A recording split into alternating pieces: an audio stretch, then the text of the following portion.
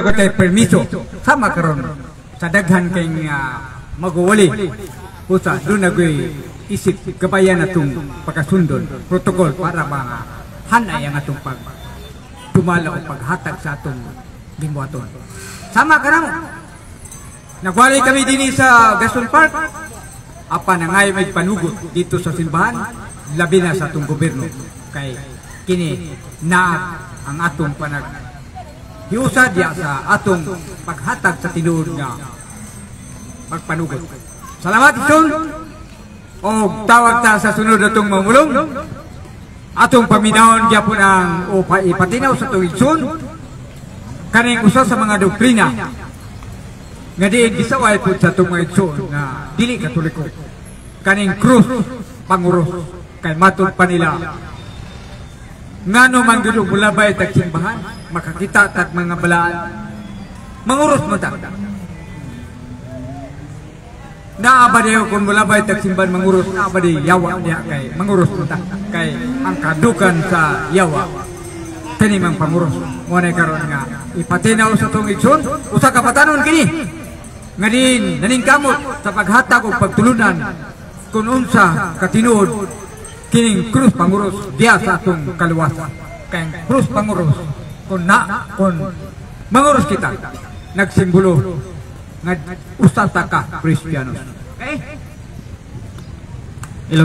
May ngapon kaninyong tanan. Okay, dagang salamat sa akong igsoon nga si Tatay Brother Deloy dinhi sa Catholic Faith Defender. So mga igsoon, sa dili pa ko magsugod sa akong pagtima may tungod sa krus og panguros, akong ipahinungod una ang akong kaugalingon sa mupo nga pagampo. Sa ngalan samahan sa Anak sa Espiritu Santo. Amen. Ave Maria, gratia plena, Dominus tecum, benedicta tu in mulieribus et benedictus fructus ventris tui, Jesus. Sancta Maria, Mater Dei, ora pro nobis peccatoribus, nunc et in hora mortis nostra. Amen. Gloria Patri et Filio et Spiritus Sancto, sicut erat in principio, et nunc et semper, et in saecula saeculorum. Amen. Sa ngalan samahan sa Anak ug sa Espiritu Santo. Sumaing hapon kaninyong tanan mga kaigsuonan ko dinhi sa Gaston Park.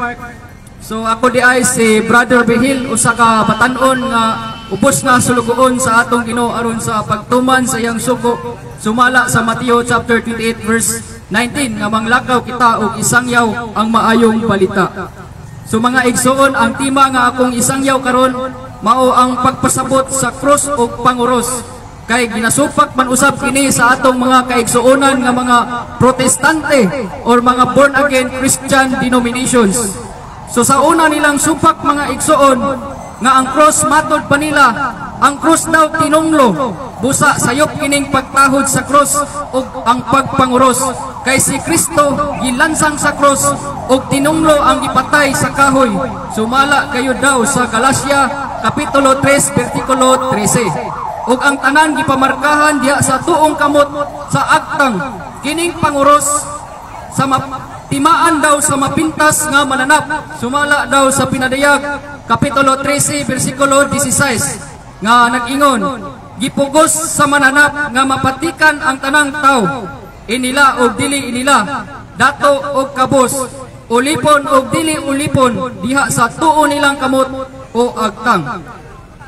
So mao kato ang ilang supak mga igsoon. Ug ang atong tubag mga igsoon sa ilang pagsupak mao kini.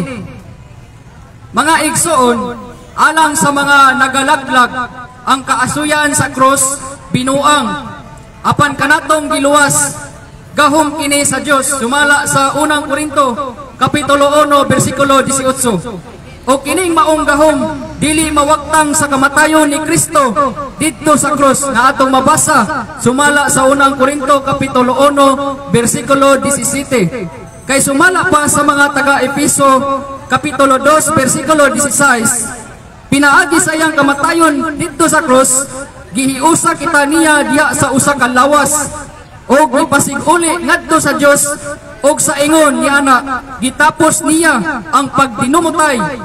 Og sa mga taga Pilipos kapitulo 3 bersikulo 18, dunay daghan nga nagkinabuhi, sukwahi sa katuyuan sa kamatayon ni Kristo didto sa krus. Busa nagpasabot nga ang krus pagtulunan gayud kini sa atong Ginoong Kristo. Ang ngalan ni Kristo ug ang ngalan sa Amahan nasulat sa ilang aktang. Ang nating karniro ug mga tinubos sumala sa pinadayag 14:1 ug sumala usab sa Ezekiel 9:4. Ang atong Ginoo nagsugo sa iyang sinugo nga libuton ang syudad sa Jerusalem ug butangan og patik. Mao kining cross mao kining krus ang aktang ang tanan nga nag-uol og nag-agulo tungod sa kangilad nga mga buhat sa himo sa mga lumulupyo sa maong syudad.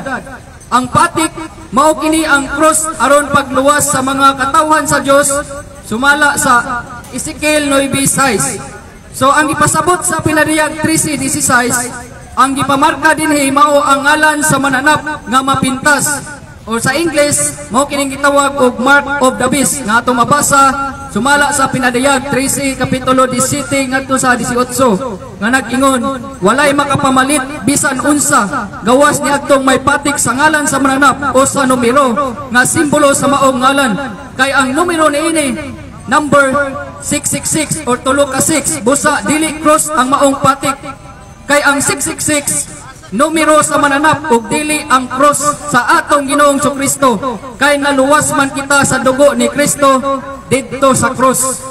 So mao kadto mga igsuon ug ang tubag sa ikaduhang nilang sumpak nga sa atong mga kaigsuonan mga protestante mao ang pagpanguros or sign of the cross.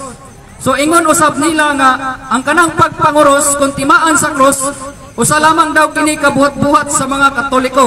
Dili daw kini mabasa sa Biblia ug ang kahulugan ini busa sayop daw ang pagpanguros.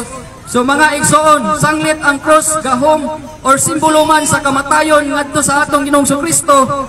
Ang pagpanguros mao usab para kanatong mga Katoliko dili buhat-buhat ang pagpanguros kay biblical or mabasa man gayud kini sumala sa Mateo kapitulo 28 bersikulo 19. Ang timaan sa Amahan, sa Anak ug sa Espiritu Santo nga mao ang Santisima Trinidad. Timaan man kini sa tulo ka persona nga balaan ug usa lamang ka Dios kay wala man kita manguros sa persona nga dili balaan. Wala man kita miingon nga mga Katoliko nga manguros kita sa ngalan sa Amahan ni Satanas, sa anak ni Diablo ug sa Espiritu Santo. Kaning tulo dili balaan. Busa kay balaan man ang tulo ka personas nga gigamit sa pagpanguros ang Amahan, Anak ug Espiritu Santo. So wala di ay kita nagsupak sa pagtulunan kay ang tulo ka persona mauman ang atong Ginoo ug kining tulo usara sumala sa unang Juan kapitulo 5 kapitulo 5 bersikulo 7. Ug ang cross o pagpanguros timaan kini nga kita iyana ni Kristo.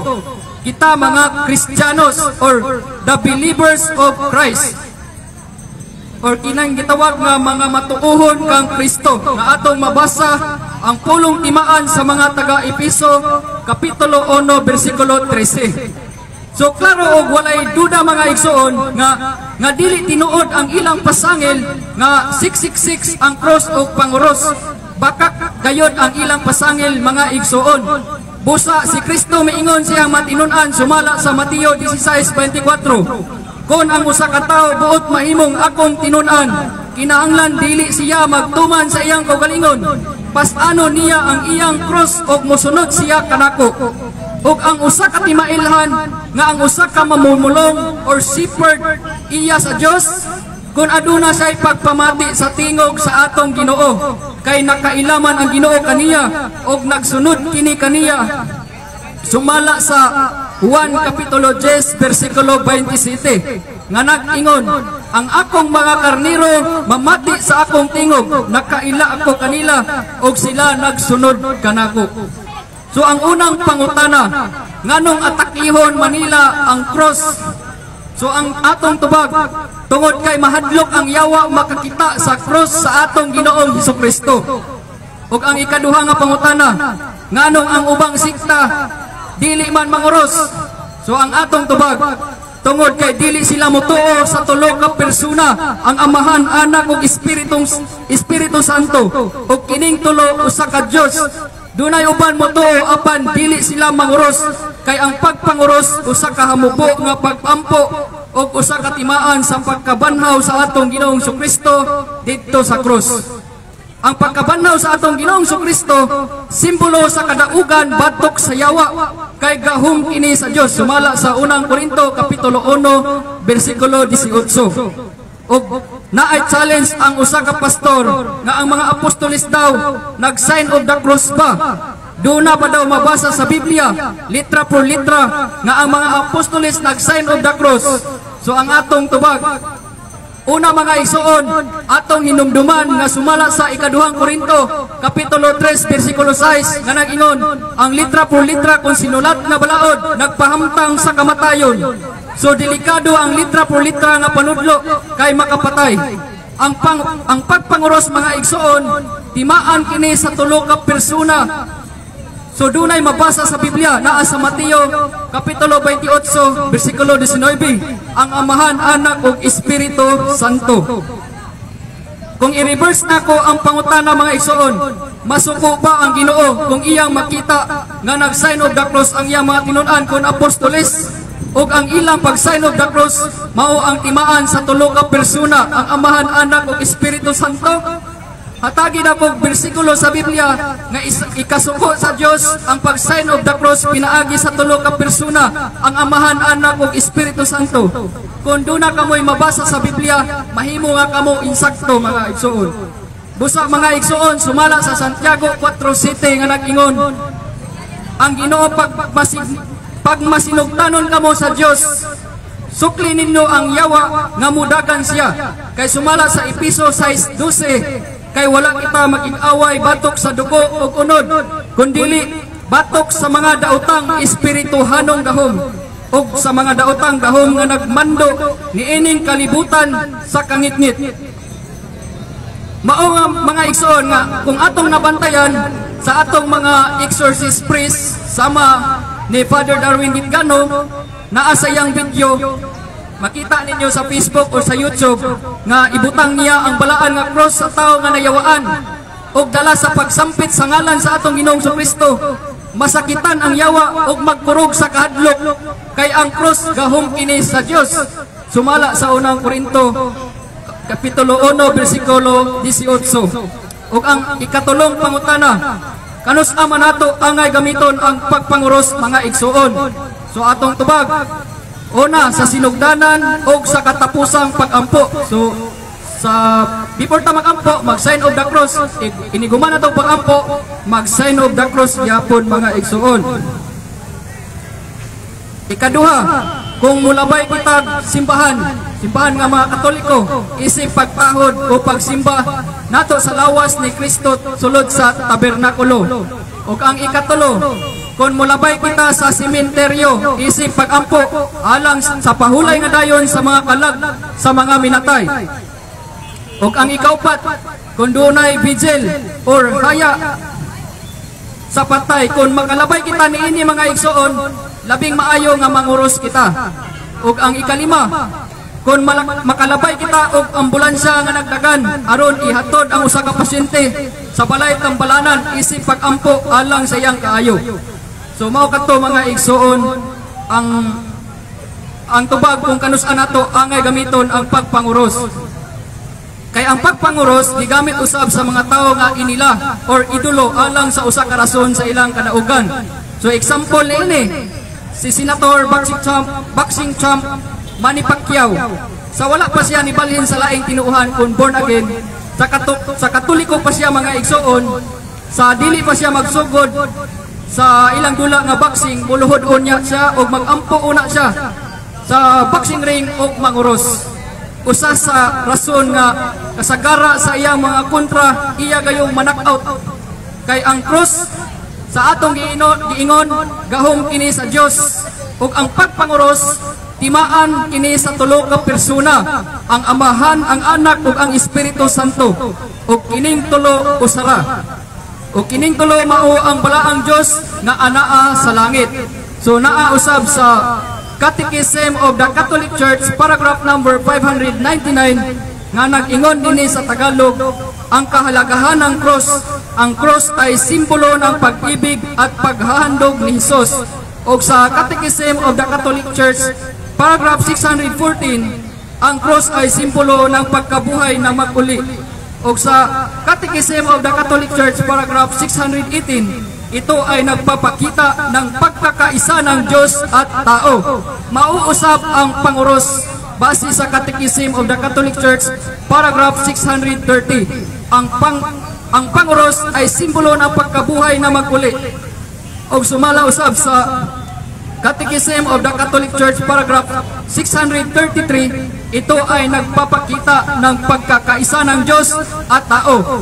O sa Catechism of the Catholic Church, paragraph 636, ang pagpanguros ay simbolo ng pag-asa at pagtitiwala. So mao kadto mga igsoon ang atong tubag sa ilang pagsupak may tungod sa cross o pagpanguros.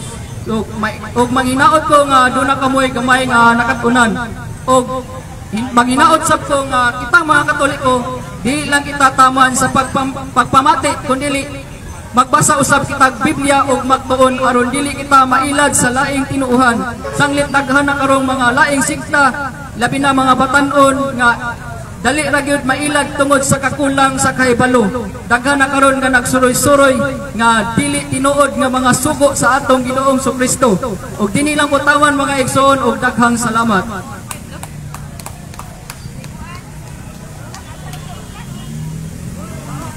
Okay, salamat Iksan sa imong pagpatinaw sa cross panguros. Kay maghisgot ta sa kining cross panguros. Tinuod ka nga nagasunod kang Kristo. O kang Kristo ka na. Sinilyuhan ka na. O gatong hisgotan sa kining cross, sign of Christianity. Kung naaman tayo mga Google, unsay kahulugan sa cross. Kay ugnian na itong cross, halayo kita diya sa kadautan.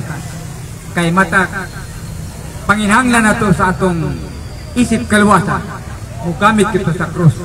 Kasi krus, ang krus nahiusa mata diya ni Kristo. Okay, salamat. Mutawag ta sa sunod.